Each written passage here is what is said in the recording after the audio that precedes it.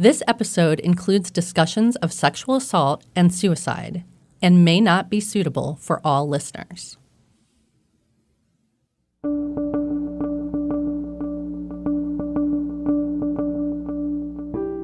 In March 2020, Emily Zabalos accused a man named Marshawn Curtis of rape. A month later, the Georgia detective assigned to her case asks her to come to the station to answer some more questions about what happened that night.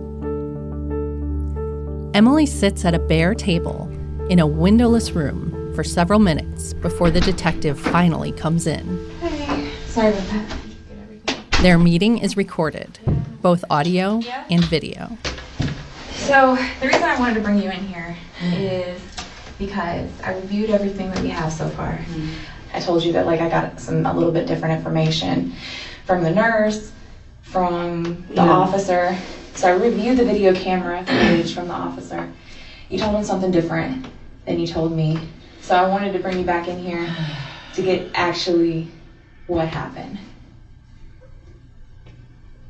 And I need you, if you can, just walk me through literally from when he got there to when he left. Everything that happened. So trauma. Okay, so from watching the video, you can tell Emily is not enjoying this conversation. She's shifting in her chair, clearing her throat a lot, and playing with her hair. I don't even know. But she's trying to answer the questions. Honestly, at this point, all I know is I locked my legs. And I said, and he was like, he tried to get on top and he was trying to talk to me. And I was like, dude, just stop. Just stop. Mm-hmm. And he goes, why are you acting like this? He was trying to talk me into it. And he's like, what is wrong with you? Why are you acting crazy? Why are you acting weird, crazy? I'm like, the detective interrupts. Okay, well, let me ask you this. Yes. Had you had anything to drink that night? Yes, I did. You did? I was home. Okay. Yes. Okay. How much had you had to drink? Well, I started at 6. I had a couple beers and a couple shots within a 4-hour period, 5-hour period. Okay. I was home. Yeah, it's not illegal to drink. I'm going to ask you this because, and don't take offense to this, I don't know if it's the trauma or you might be tired or something like that. But even today, you're kind of slurring your words a little bit. Are you... my mouth is dry from my medicine. Okay. Do you want some water? And I'm nervous. This shit stresses me the out. Okay. Well, I'm trying to do it. The conversation lasts just 13 minutes, and Emily tells me she feels like a criminal the entire time. At another point in the conversation, the detective asks this. Why did you not ask him to leave after I did. I said, you need to chill the out, and then I did tell him to leave. So why didn't you make him leave? I guess I physically could have just dragged him out, I guess. But of course, she couldn't.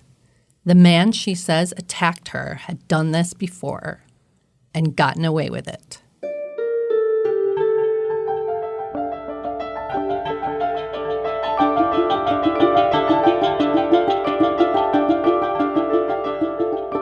In cooperation with USA Today, this is Untested, an exclusive podcast from Witness, a groundbreaking true crime collection backed by investigative journalism. I'm Gina Barton. Episode 1, The Same Man.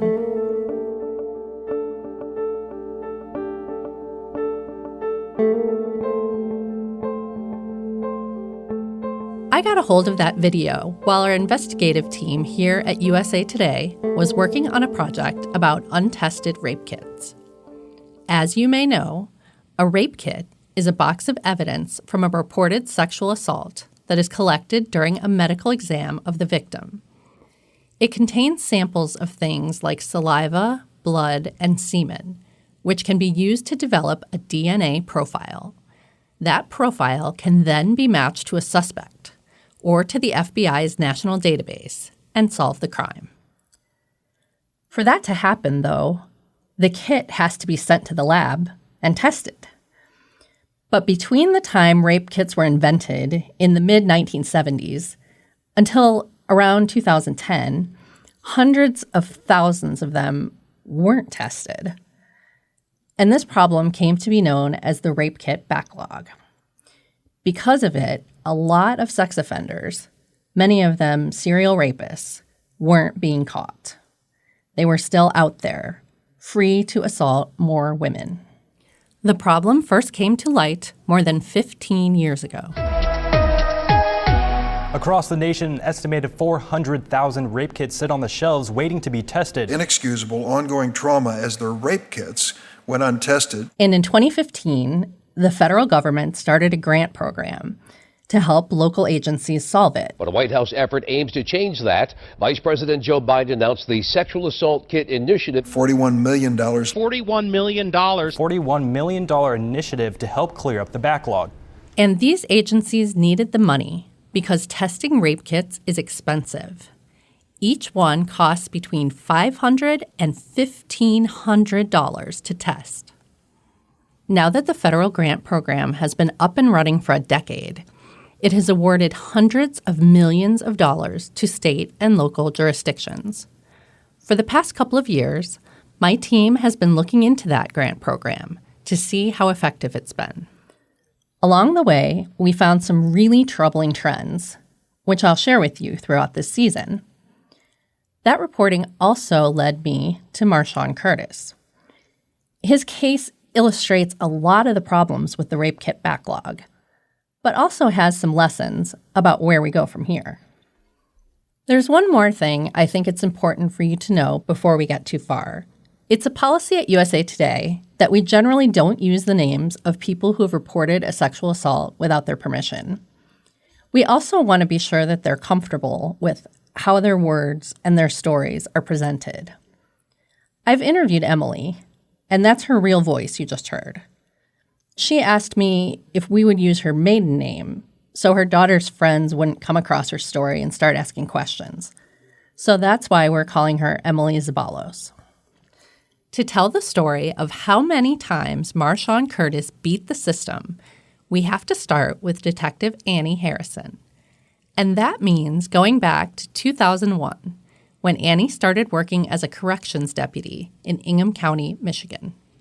That's the county where the state capital of Lansing is located. It's also the home of Michigan State University. After 3 years of working at the jail, Annie entered the police academy. She spent 7 years on patrol before becoming a detective. One of the first questions I ever asked her was why she got into law enforcement. I've always been a curious person, and I also feel that I've had a strong interest in justice. I was raised by a single mother who was a hard worker and always wanted to do things for other people. And I think that way that I was raised helped to contribute to my career choice to be in law enforcement. And also, I've always believed and known that bad things happen to good people, and I want to be there to help. After Annie was promoted to detective, she quickly became an expert in investigating sexual assault. There were a couple of reasons for that. One is because her department was overwhelmed with those cases. And the other is that she just personally felt drawn to those victims. She started to realize that whether perpetrators were caught came down to the luck of the draw. Early in my career, I realized that there wasn't a lot of training in the area of sexual assault or child sexual abuse.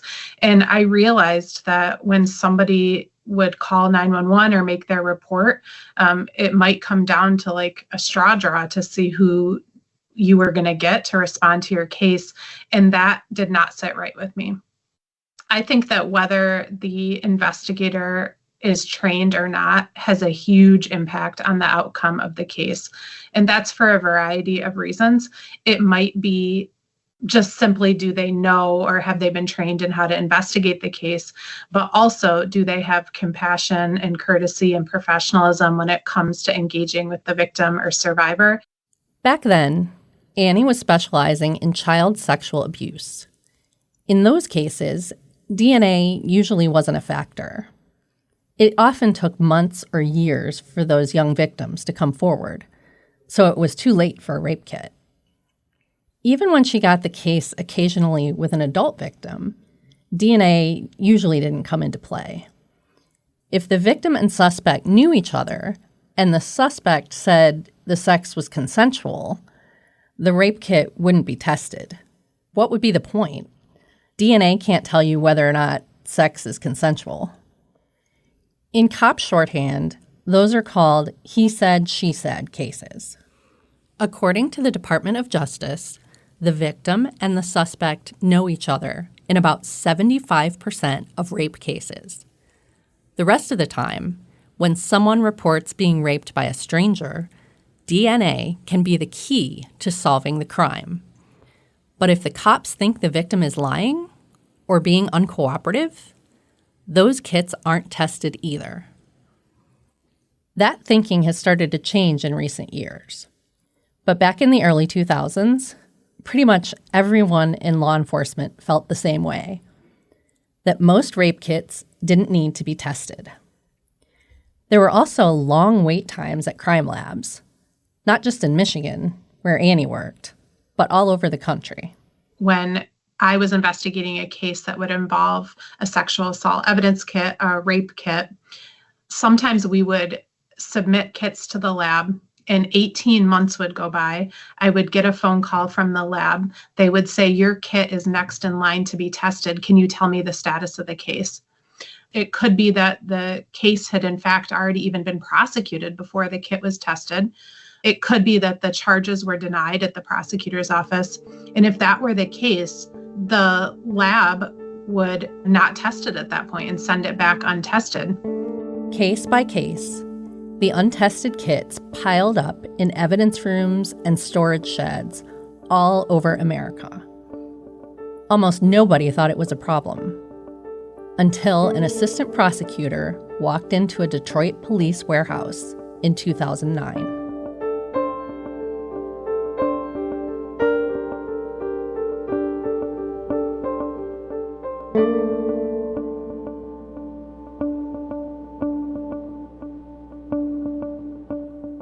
The state of Michigan became one of the leaders in dealing with the rape kit backlog. And the main reason is because of that assistant's boss, Wayne County Prosecutor Kim Worthy. Inside the Detroit warehouse, that lawyer discovered something like 11,000 untested rape kits. Worthy told one of my colleagues she was horrified and decided to do something about it. I wanted to make sure these kits were tested, that I wanted to bring justice to our survivors, our victims, and that we had to put something in place so this never could happen again. I knew that immediately. Within 5 minutes of me hearing about it, I knew that those are the things we had to do. She started out by raising funds to test the kits that were in the warehouse. We're talking about donations as small as $5. Distinguished members of the subcommittee have honored me deeply by inviting me to stand with you and among you. Later, she joined Mariska Hargitay, who plays a sexual assault detective on the TV show Law and Order SVU, and several other witnesses in Washington, D.C. They testified before Congress about how important it is to get backlogged kits tested. In the time it will take us to conduct this hearing this morning, 60 individuals in the United States will be sexually assaulted. Worthy made it her goal to test every single kit, even in cases where the statute of limitations had expired, or the police thought the victim was lying, or there had already been a conviction in the case. That was a very different attitude from the past, and not everyone was ready to change their minds. And didn't realize I had to fight so hard. It made it very, very hard for us to get anywhere. These kits weren't even categorized. There was no database. There was no nothing. We actually spent 9 months going through each kit, giving information on the outside of the kit, the name of the survivor, the date that it happened, where it happened in Detroit, just gathering and making a spreadsheet out of the information that was on the kit itself on the outside, and then trying to find files that match this so we can try to do some of these cases. I want to pause here so we can hear from an expert exactly what a rape kit exam consists of. I think this is important because, to me, it helps with credibility. Sometimes men accused of rape say the woman made it up. Research shows that false reports of rape aren't common. It's about 2 to 8% of complaints, the same as any other type of crime. I haven't been able to find any studies about whether women who make false allegations have rape kits done, but I can't imagine many of them would. First, if they're making it up, they must know there won't be any evidence. And second, it can be much more invasive than a regular pelvic exam. Ideally, the healthcare providers who do these exams should be sexual assault nurse examiners. These nurses are called SANEs for short, and they are specially trained in how to care for patients who have been sexually assaulted. Dr. Julie Valentine is a professor at the University of Utah College of Nursing. She's also a certified SANE and a national expert in the field of forensic nursing. Dr. Valentine tells me the focus of these exams is always the health and healing of the patient.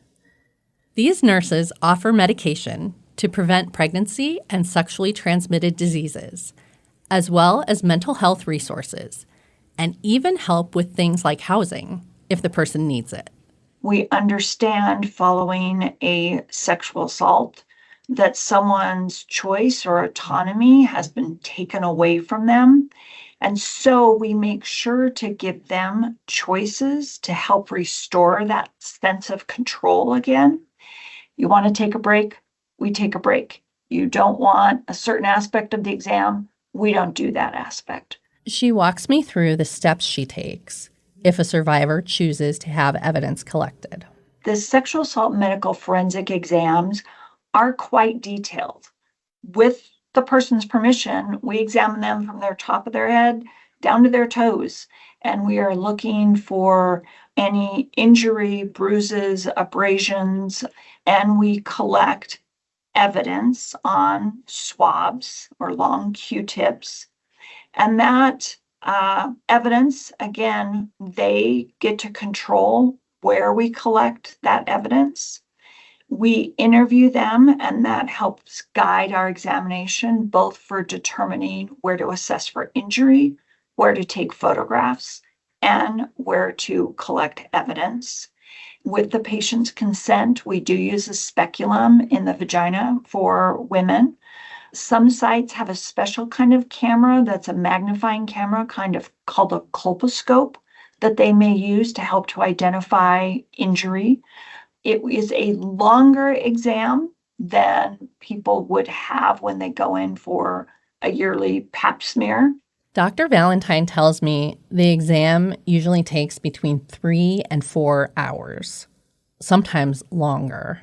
So when we're talking about grants that deal with the problem of untested rape kits, that's what we're talking about.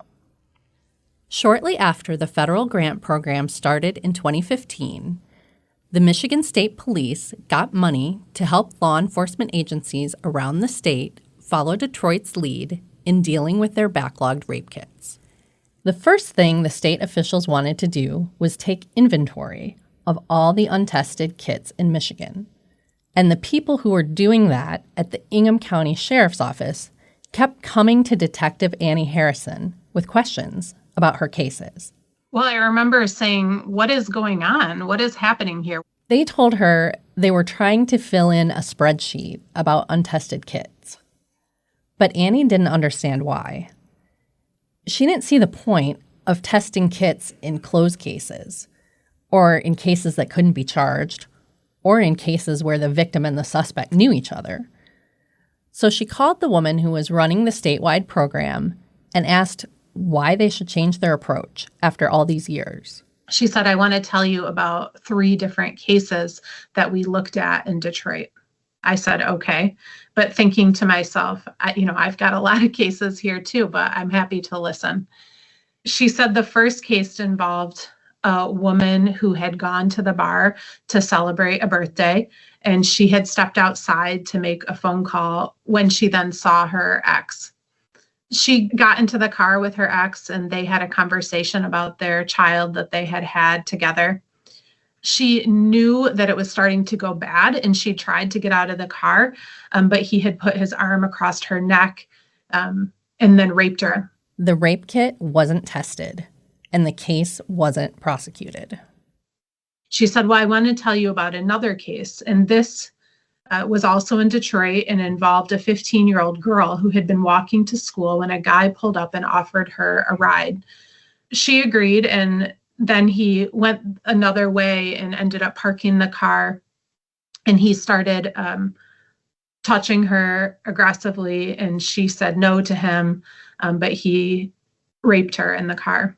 That kit was tested, but it didn't match anyone in the database. And then she told me about a third case. She said that there had been a young girl who was headed to do a shopping with friends, and that a man, a stranger, had offered them a ride. They said no.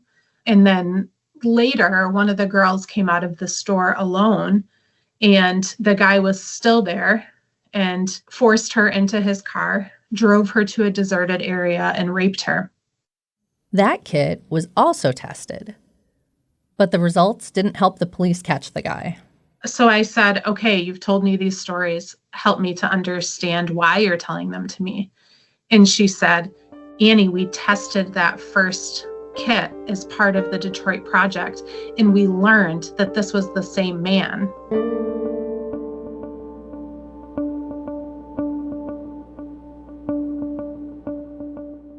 They figured it out by putting all 3 DNA profiles into the National FBI database. Because his child's mother knew his name, he could be identified in the other cases.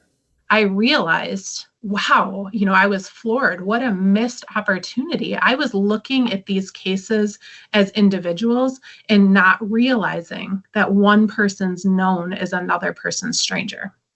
Not long after that, Annie went to a training summit in Detroit. And there she learned about everything they were doing to clear the backlog and prosecute the rapists in Detroit. I remember driving home at the conclusion of the summit and thinking to myself, how lucky would I be if I could be a cold case sexual assault detective? 2 years later, she got her wish.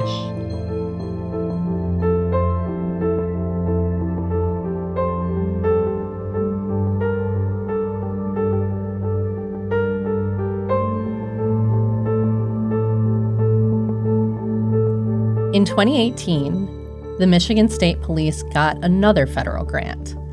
And some of that money, along with money from the state attorney general's office, was used to form a task force that would try and resolve cold cases with untested rape kits. They started their focus in Ingham County, where Annie worked. And in the beginning, it was just her, a prosecutor, and a victim advocate. In 2019, they expanded to Jackson County, right next door, and Annie got a partner. His name is Joe Merritt.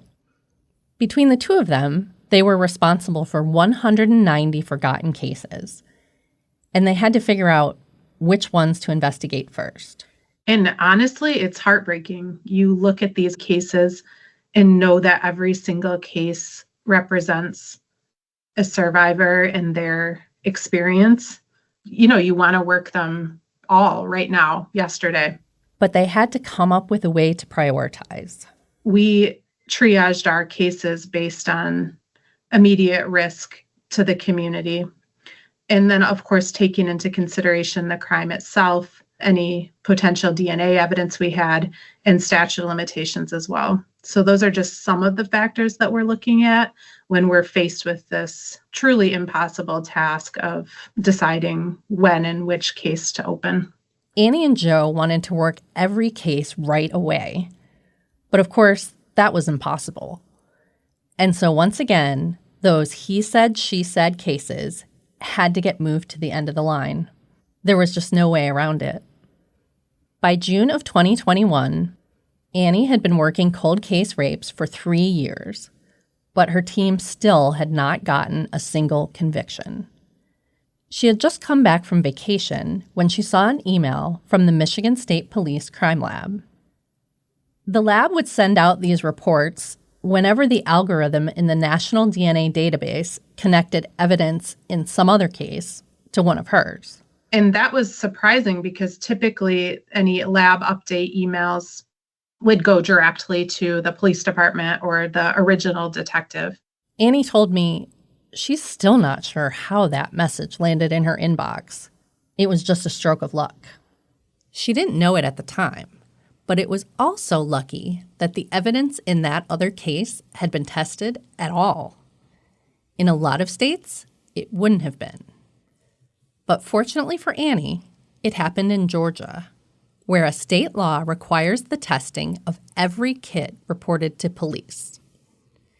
That's the only reason Annie ever found out that Marshawn Curtis, the suspect in one of her he said, she said cases in Michigan, had also been accused of raping Emily Zabalos 8 years later and 800 miles away.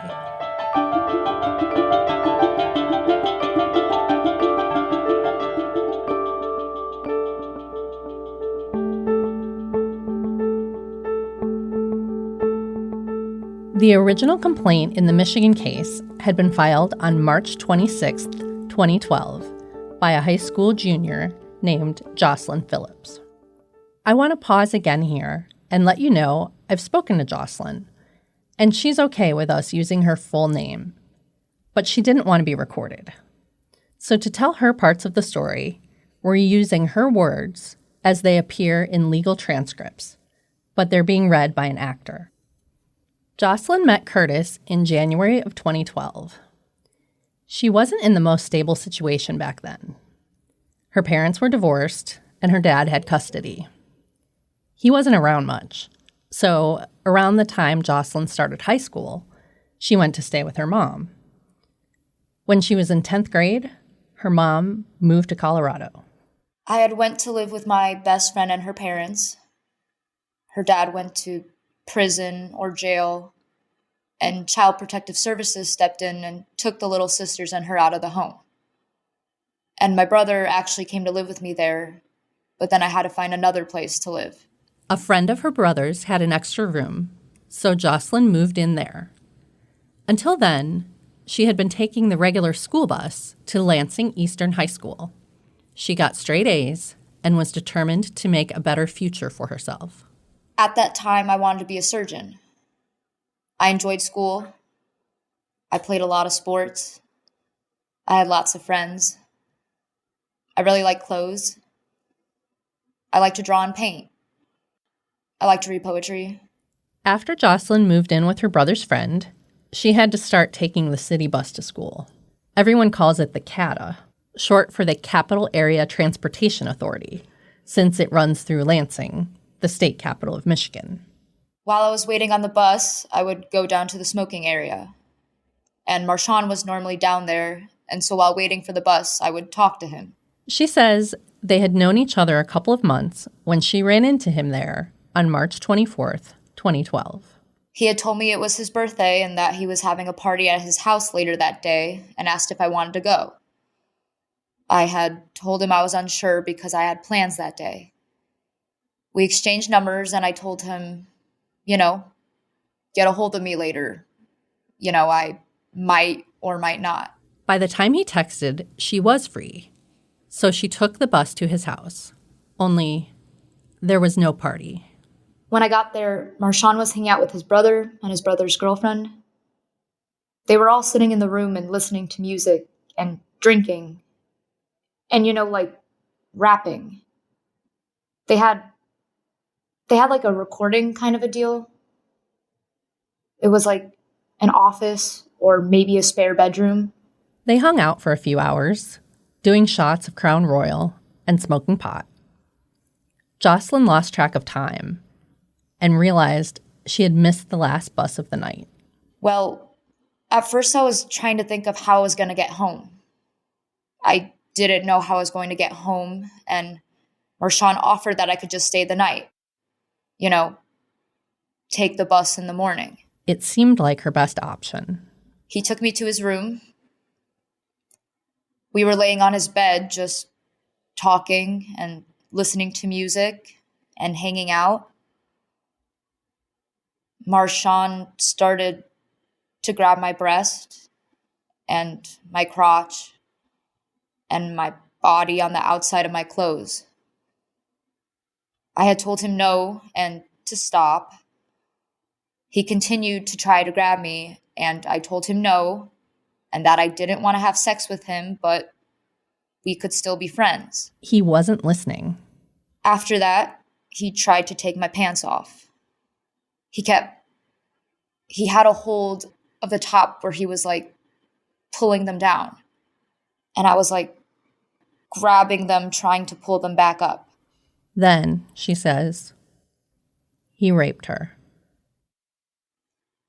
I was terrified. I remember crying. I didn't know what to do. And he said, "I know when I seen you, your pussy was mine." He said that he was going to get me pregnant. Afterward, he lay on top of her, and she couldn't move. Then he suddenly rolled off and started throwing up over the side of the bed. And I realized that was my chance. And I got up and I grabbed my things and I went for the front door. I found the front door and I struggled for a minute because it was like I forgot how to undo a lock. I couldn't get the locks. And I finally got the door open, and when I was on the porch, Marshawn caught me.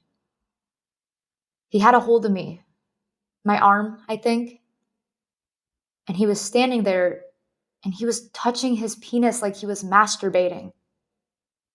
He told me to come back inside and to stay the night. I pulled away from him and I fell off the porch.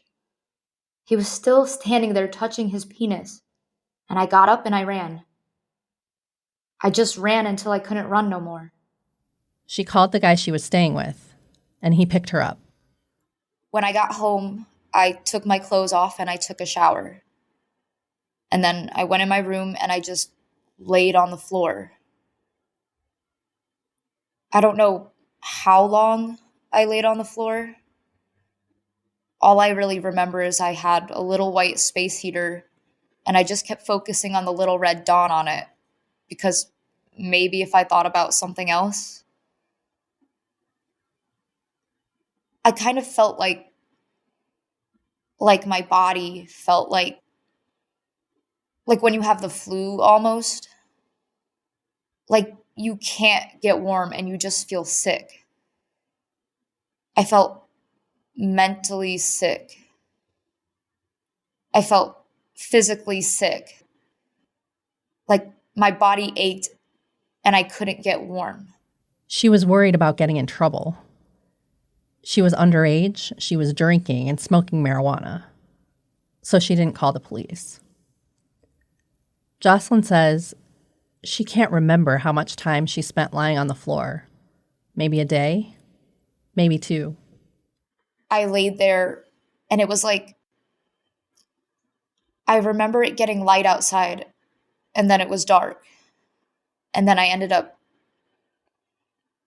I don't know if I forced myself to get up because I needed to go to school but I just told myself I had to get up. She made it as far as the bus station. When I got to the CATA station, I got a text message from Marshawn that said something along the lines of, "Why are you acting like what I did to you was so horrible? Was it really that deep?" And I lost it. It was horrible.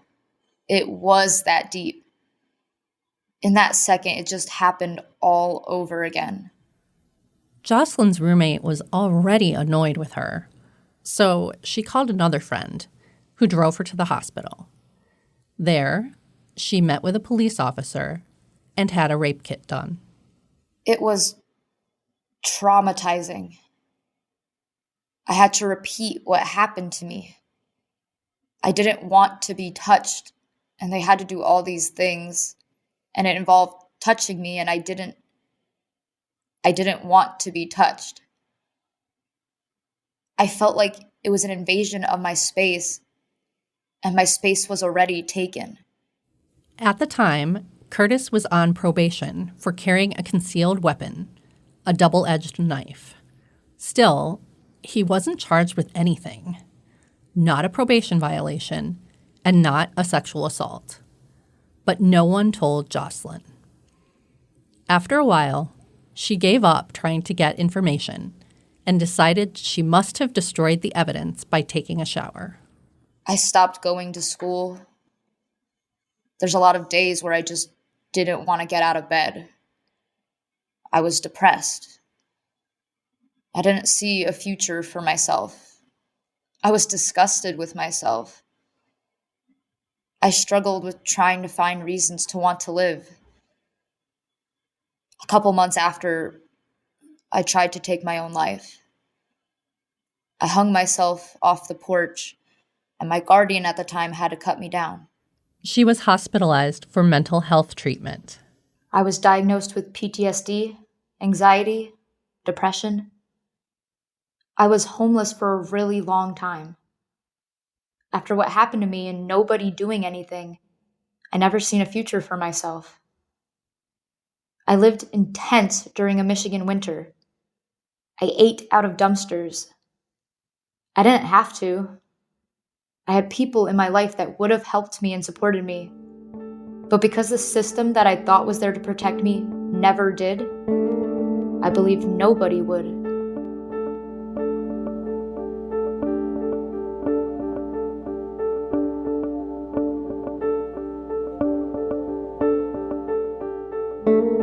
By the time the Michigan State Police got its first federal grant to deal with all those untested rape kits, 3 years had passed since Jocelyn was raped. The program had lofty goals, starting with testing those old kits. So they sent both Jocelyn's kit and a swab from Curtis's cheek to the lab. But no one acted on the results until Detective Annie Harrison got that email, opened it up, and saw Marshawn Curtis's name.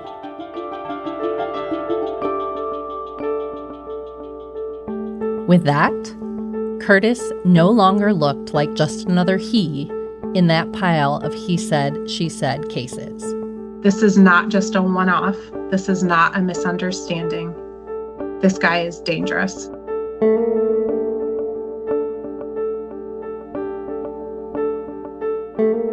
Next time on Untested. So what I want to do is to prove what actually happened. You get what I'm saying? Like I said before, there were a few inconsistencies, which I'm pretty good at my job. I can usually tell when people are not being straightforward.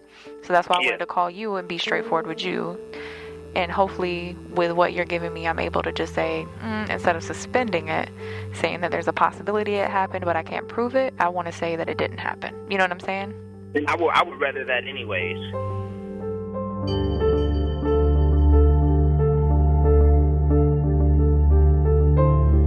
Untested is reported, written, and produced by me, Gina Barton. Our executive producer and audio engineer is Austin Fast. Additional reporting comes from Tricia Nadolny, Nick Penzenstadler, Jamie Frazier, and Deanne Jong. Our editor is Romina Ruiz Goriena. The role of Jocelyn Phillips is read by Aaron Cavender. Our theme music is by Evan Johnson. The archival news clips you heard in this episode are courtesy of Cronkite News at Arizona State University and WBAL in Baltimore. Special thanks to Annie Harrison, Emily Zabalos, Ailish Gallagher, Kelly Warner, Patricia Ceresa, Sarah Tunney, Bill Schultz, Doug Caruso, Amy Pyle, and Josh Susong. To get our full season ad-free, subscribe on Apple or Spotify. For more true crime content, subscribe at witness.usatoday.com. And to read my team's investigation into the problem of untested rape kits, go to usatoday.com/rapekits.